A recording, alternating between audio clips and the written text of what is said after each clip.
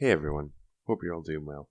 Today I'm going to talk about a book I read recently called The Way of Men, which lays out the key attributes that a young man such as myself can aspire to in order to begin manifesting their masculinity.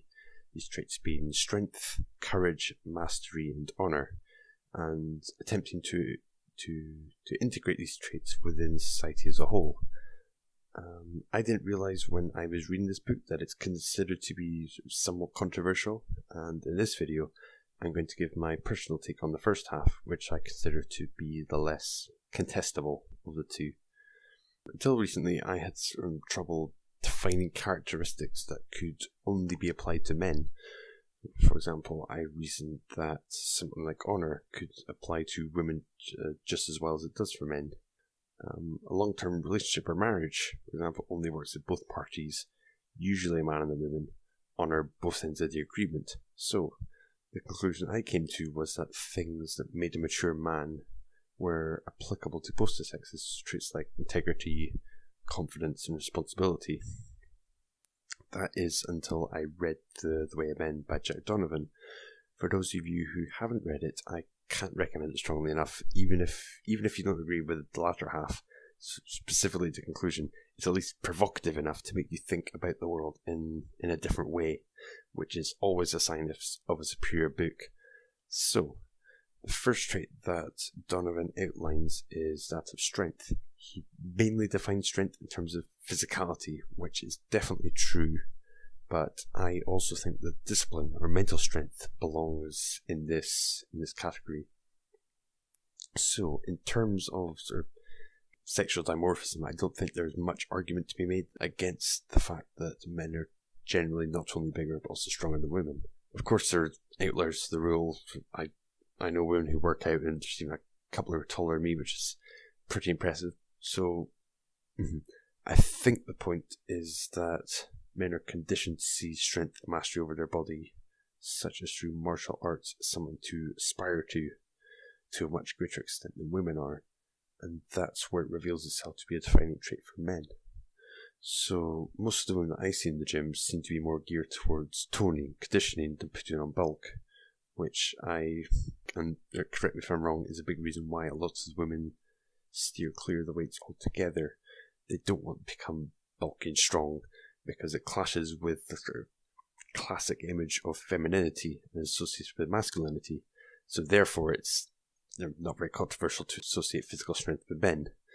In terms of discipline, I think that the point of self-control ultimately boils down to overcoming, or at least controlling, strong emotional impulses in favour of logic, and that's the practice of putting logic on a pedestal at the expense of emotional expression is a trait associated with men. Now, I want to be clear in saying that's part of being a fully formed adult man or woman is being in tune with their emotions, and that just completely suppressing them is just a bit of a lonely way to live your life, and you're going to make the same impulsive mistakes over and over again because you're not in tune with yourself.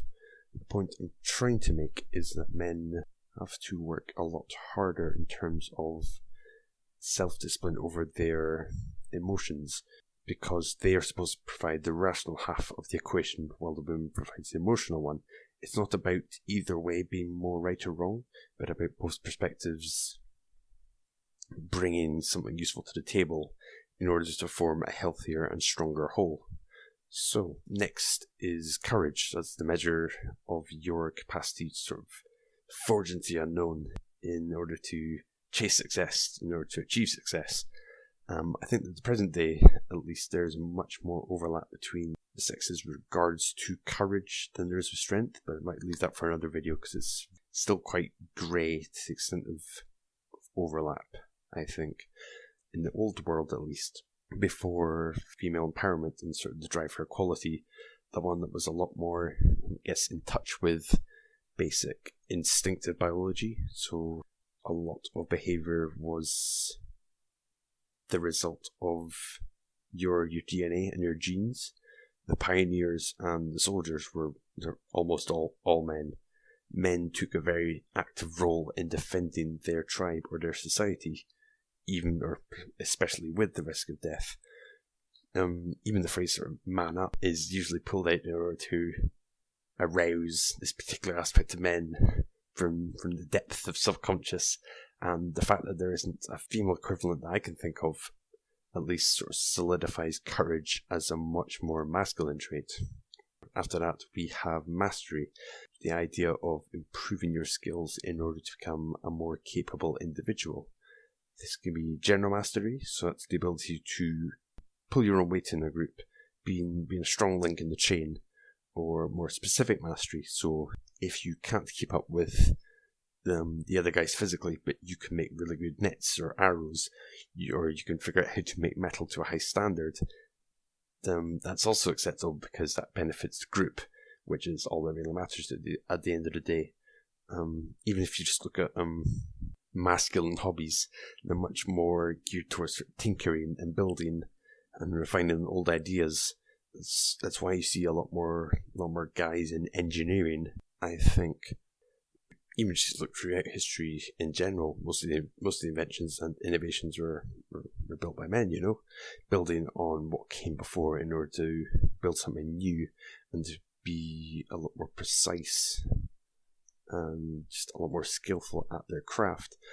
I know there's argument that some women had their ideas stolen by men throughout history, which is probably true in some cases, but the progression of that argument to the point where women have had as much of an influence in technological progress as men seems to me at least to be a very, very retroactive conclusion, stemming from current political and sociological beliefs, from the desire to be seen as taking the right stance nowadays. I think all I'd say to that would be extraordinary claims require extraordinary evidence, and I haven't personally seen such evidence.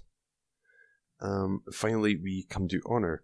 Now, gender etiquette is typically prevalent in both men and women, and I think that being a good man, which is different from being good at being a man, does overlap with being honourable, so that's being principled and trustworthy.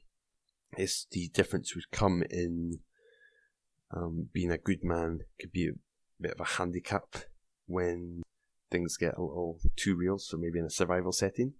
So honour would be practice of being a good man within a select small group of individuals and putting the needs of everyone who is also honourable ahead of everyone who is not, even if this makes you behave in ways that a good man may condemn. It's honours to do with respecting the rules of the group and to a certain extent accepting your position within the hierarchy of the group and sort of just following the chain of command. You can't really put a finger on absolute honour because it's impossible to define really, and varies between societies, and even just good as a matter of perspective. The fact that there's so many instances of honourable systems in the world, and the fact that it's survived for so long means that there's a degree of value that men have found in it, in terms of survival at least. So, to summarise, we have strength, courage, mastery and honour. Now, what links all these together, and where I think Donovan really shines in illuminating, is that they're all based on how men perceive each other. All these traits are relative, and I think that that's the point. Men have to work every minute of the day in order to stay on top of these traits and be seen as the best in their group, by the group, and by others outside of the group. It's very clear very quickly who the weak link is, who isn't taking the group seriously, and who is therefore the least trustworthy man, and who you don't want to have to depend on. So, in a survival setting, this is the man who's most likely to run into a hunting accident at some point or another. So, to be strong and to be masterful, you have to make this conscious effort every day in order to improve yourself, in order to stay at the top of your game. Where courage and honour are concerned, they both relate to how seriously you take the group. Courage being the more physical manifestation in terms of the capacity to endure pain, and honour being the more emotional or the spiritual trait. So, when a man embodies all these traits together, it shows that he is driven and that he is dependable, which I should say we definitely need more of in the world as a whole. However, I think it's mature to point out that although these traits are central to masculinity, they don't fully encompass it. They are most useful in a wilderness survival setting, and they won't necessarily help you survive in a complex society where cooperation with a wide range of people is much more beneficial than sticking to your small group. So for someone who's starting out on the path to becoming a man, I think it's good to focus on the 4 traits, because it will cultivate a sense of responsibility to maintaining themselves and a sense of duty to protecting their close circle of family and friends, in the material sense at least. I think it's important to develop this strong character before allowing in more caring and more feminine characteristics. And it's at which point you'll be able to form a fully fleshed out and mature individual. So yeah, there's still a lot more to unpack in this relatively short book, but I'm going to leave it there for today. There's a lot more besides what's in the book that I would really like to get into in the future, such as the differences between a good man and someone good at being a man, how rigidly sticking to these 4 traits and sort of turning your nose up at incorporating any sort of feminist traits whatsoever doesn't encompass everything required to live a healthy life. Talking about whether there's a place in society anymore for men to freely express these traits, or if there even should be. There's definitely a lot more that I would like to come back and cover in the future. If you have anything that you think I've missed out or that I got wrong, please leave a comment below. I'd love to hear your opinion on this. So until next time, keep growing.